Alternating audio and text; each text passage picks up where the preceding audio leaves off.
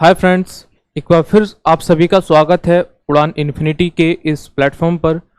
उड़ान इन्फिनिटी भारत की सशस्त्र सेनाओं को समर्पित एक संस्थान। यहाँ पर हम एयरफोर्स और डिफेंस रिलेटेड जितने भी एग्ज़ाम हैं उन सभी के बारे में जितना भी स्टडी मटेरियल हो, क्लासेस हो, टेस्ट सीरीज हो, उन सभी एसेसरीज को एक ही प्लेटफॉर्म पर लेकर के आए हैं। आज के अपने इस सेशन में हम बात करेंगे air force X and Y group exam का जो फेज 2 होता है उस फेज 2 के बारे में बातें करेंगे। देखिए, बहुत सारे स्टूडेंट्स होते हैं जो बहुत मेहनत करते हैं और फेज 1 का जो एग्ज़ाम होता है उसको क्लियर करते हैं, जिसको हम रिटन एग्ज़ाम बोलते हैं। लेकिन होता क्या है कि बहुत मेहनत करने के बावजूद भी एयरफोर्स के फेज 2 में ऐसे स्टूडेंट्स बाहर हो जाते हैं। तब बड़ा दुख होता है कि इतनी मेहनत करने के बावजूद भी हम सेलेक्ट नहीं हुए।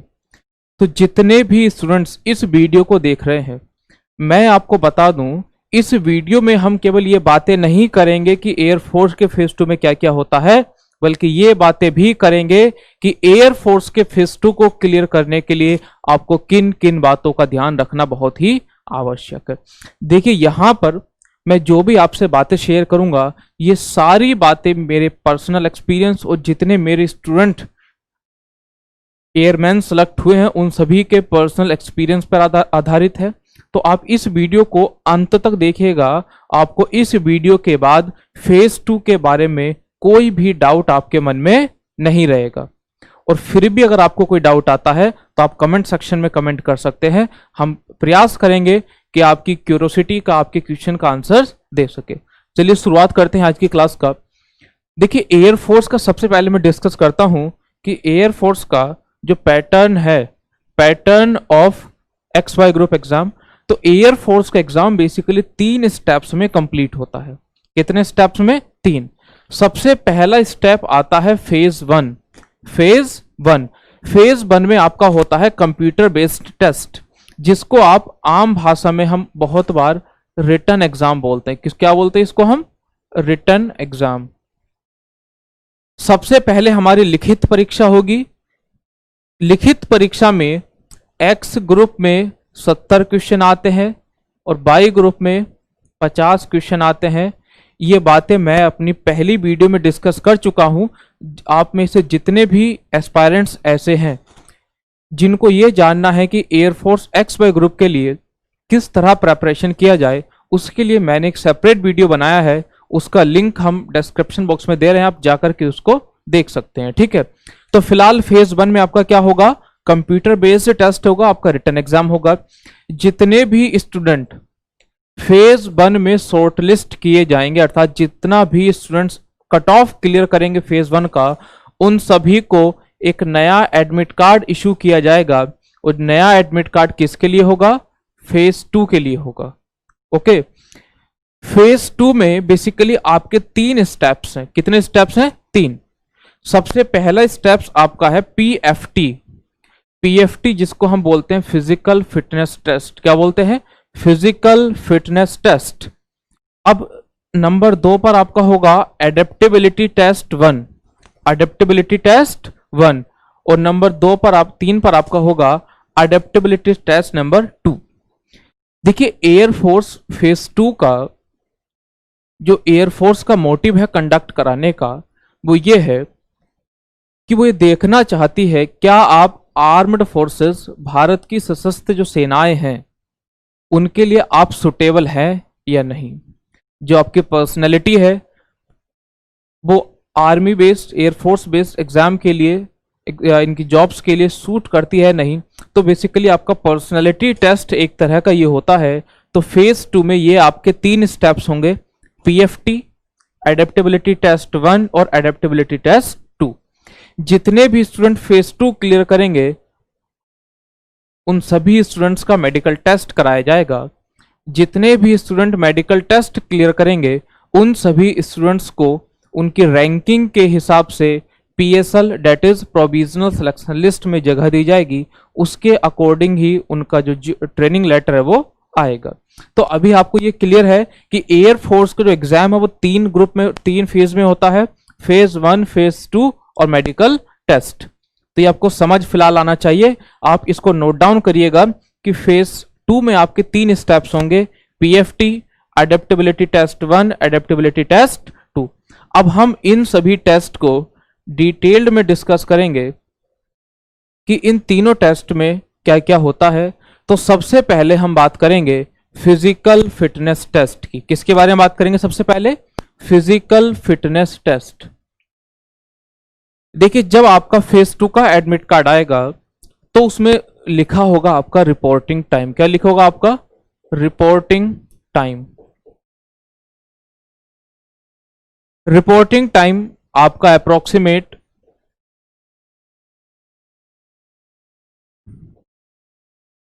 सुबह 5 से लेकर के 6 बजे तक के बीच में आपका रिपोर्टिंग टाइम होता है। जैसे ही आप रिपोर्ट करेंगे, सबसे पहला जो आपका टेस्ट कराया जाएगा फेज 2 के डे पर, सबसे पहले आपकी कराई जाएगी 1600 मीटर रन। 1600 मीटर रन, आपको 1600 मीटर की रनिंग कराई जाएगी, जिसके लिए आपको समय मिलेगा 6 मिनट 30 सेकंड। 1600 मीटर रेस को कंप्लीट करने के लिए आपके पास कुल कितना समय होगा? 6 मिनट 30 सेकंड का समय होगा। अब यहां पे मैं आपको बता दूं कि यहां पे क्या होता है एयरफोर्स के अंदर, कि ये होता है आपका स्टार्टिंग पॉइंट। ये क्या होता है आपका? Starting point. और ये आपका होता है 800 मीटर पॉइंट। कितने मीटर का पॉइंट होता है? 800। तो पहले आपको 800 मीटर जाना है। यहां पर एयरफोर्स के कुछ ऑफिशियल्स रहते हैं,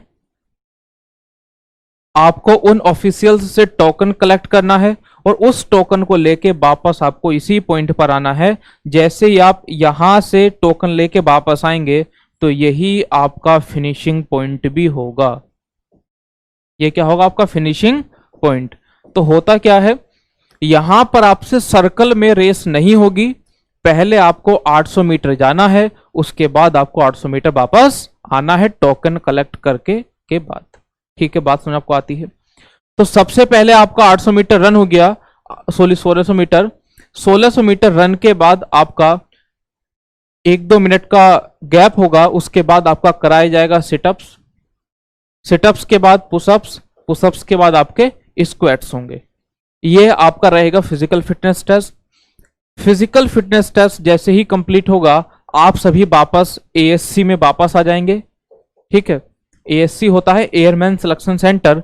एएससी वापस आने के बाद आपका जो अगला टेस्ट होगा वो होगा एडेप्टेबिलिटी टेस्ट 1। एडेप्टेबिलिटी टेस्ट 1, इसको हम बोलते हैं एसआरटी टेस्ट। क्या बोलते हैं इसको हम? SRT, situation reaction test. Full form क्या एसआरटी का?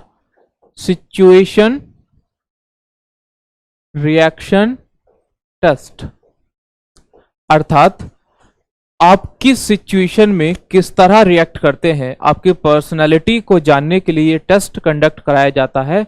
और टेस्ट का नाम क्या है? Situation reaction test. इसमें क्वेश्चन होंगे एमसीक्यू टाइप। किस टाइप होंगे? MCQ type.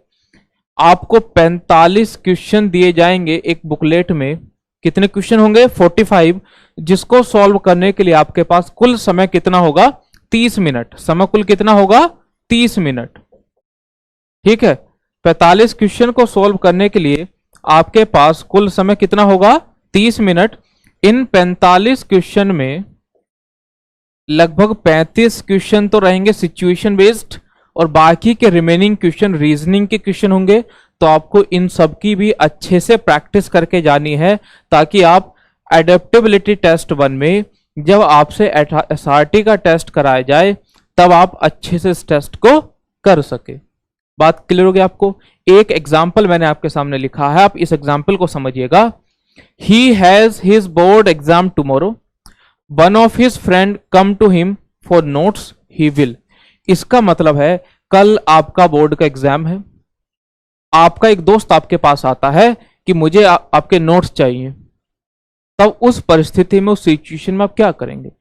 अब देखिए, यहां पर 2 चीजों को आपको समझना है कि कल आपका, कल date is tomorrow,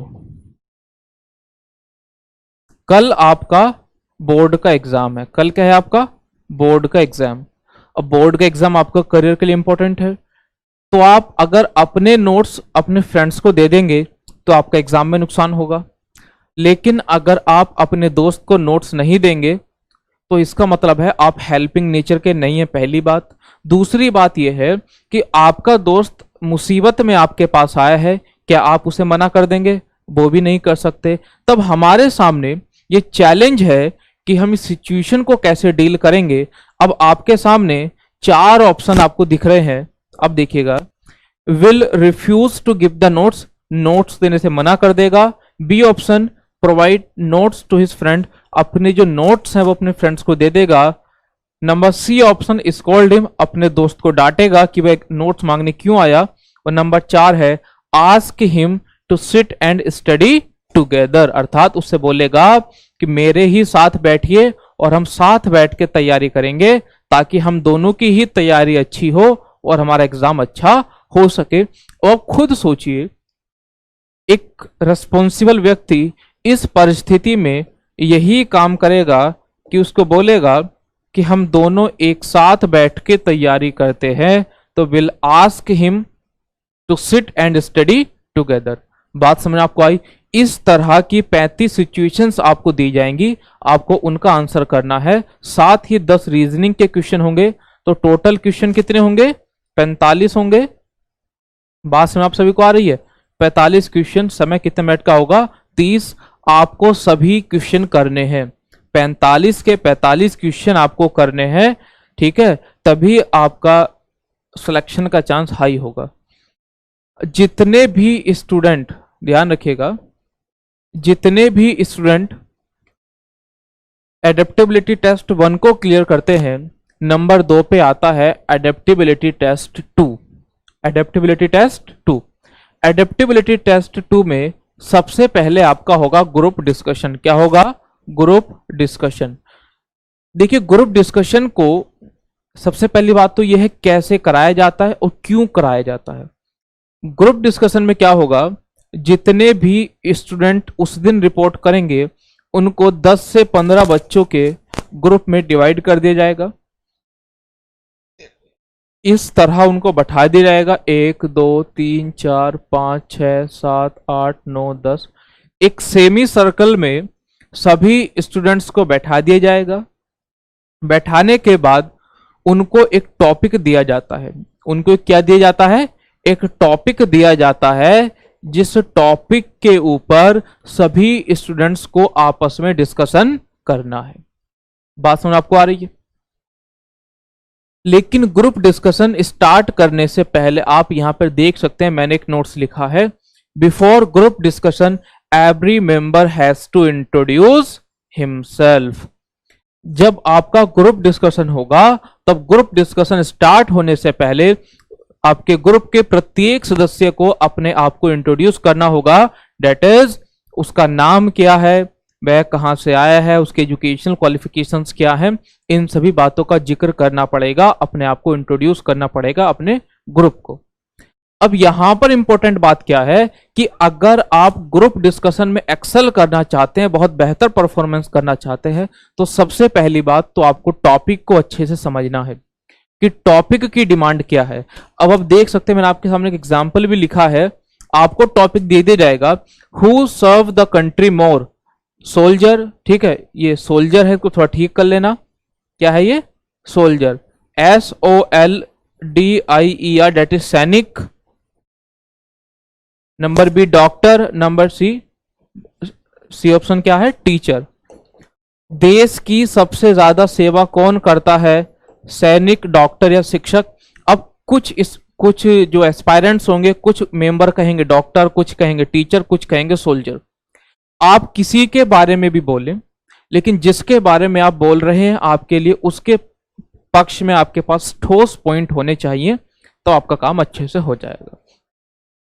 group discussion में सक्सेस होने के लिए सबसे ज्यादा जरूरी यह है कि आपको सब अपने जो भी पॉइंट्स आप रखें वो क्वालिटी पॉइंट होना चाहिए। पॉइंट आपको कैसा होना चाहिए? Quality point. आप 2-3 पॉइंट अपने रखें, लेकिन आपके पॉइंट्स में क्वालिटी होनी चाहिए, आपके थॉट्स में क्लैरिटी होनी चाहिए, आपको शर्माना बिल्कुल नहीं है, अपने आप को एक्सप्रेस करना है, ठीक है, अपना पॉइंट भी रखना है, दूसरों के पॉइंट सुनने भी है। ये एक अच्छे ग्रुप डिस्कशन की कुछ पहचान होती है कि आप अपना पॉइंट्स रखें, दूसरों का सुने भी। तो ये सब आपका जो मैंने अभी तक बताया है, ये सब आपका फेज 2 में आता है। अब आपको ये क्लियरिटी आ गई होगी कि फेज 2 में किन किन चीजों का सामना करना है। सबसे पहले फिजिकल फिटनेस टेस्ट होगा, आपको अपना फिजिकल स्ट्रॉन्ग करना है। नंबर 2 पे आपका SRT टेस्ट होगा, आपको उसके लिए प्रिपेयर होना है। और नंबर 3 पर आपका ग्रुप डिस्कशन होगा, और ग्रुप डिस्कशन होने से पहले आपको अपना पर्सनल इंटरव्यू, डेट इज अपना जो इंट्रोडक्शन है वो देना पड़ेगा। उड़ान इन्फिनिटी ने एक प्रोग्राम लॉन्च किया है, test series cum question answer program. इस प्रोग्राम के अंदर 10 full length test with detailed explanation, आपको 10 फुल लेंथ टेस्ट दिए जाएंगे जो कि फुल्ली एक्सप्लेन्ड होंगे। अब एक्स ग्रुप के एक टेस्ट में 70 क्वेश्चन, तो 10 टेस्ट में 700 क्वेश्चन। बाई ग्रुप के एक टेस्ट में 50 क्वेश्चन, तो 10 टेस्ट में 500 क्वेश्चन। अगर आप इतने क्वेश्चन प्रैक्टिस करेंगे तो एग्जाम में जो आपका रिटन एग्जाम होगा उसमें आपको कोई बहुत बड़ी डिफिकल्टी का सामना करना नहीं पड़ेगा। आप पहले से ही क्वेश्चंस के अलग अलग टाइप के लिए तैयार होंगे। इसके साथ ही इसमें आपको मिलेगा sectional test for each subject. जो भी आपके सब्जेक्ट हैं, चाहे वो एक्स ग्रुप के हों चाहे बाई ग्रुप के हों, उसके जितने भी सेक्शनल टेस्ट हैं वो आपको मिलेंगे। Assignment for each topic of MCQ type question, her topic का MCQ टाइप क्वेश्चन में आपको असाइनमेंट मिलेगा ताकि आप ज्यादा से ज्यादा क्वेश्चंस की प्रैक्टिस कर सको। इसी के साथ इसका स्पेशल फीचर ये है कि आपको SRT जो कि आपका फेज 2 में होगा, आपको उसके भी टेस्ट सीरीज अवेलेबल कराए जाएंगे। तो ये इस प्रोग्राम के कुछ सेलेंट फीचर्स हैं, ठीक है। अगर आप कांटेक्ट करना चाहते हैं तो ये कॉन्टैक्ट नंबर है 8814810000, 8814820000। इन टेलीकॉलिंग नंबर्स पे कॉल करके आपके जो भी डाउट्स हैं आप उनको सॉल्व कर सकते हैं। बाकी जितना भी वीडियो में डिस्कशन किया है आप इस वीडियो को अच्छे से देखें। दूसरी बात, आप ये क्लियरिटी लेकर के आए कि मुझे फेज 2 किस तरह क्लियर करना है। आज की वीडियो में इतना ही रखते हैं। बहुत बहुत धन्यवाद आप सभी का।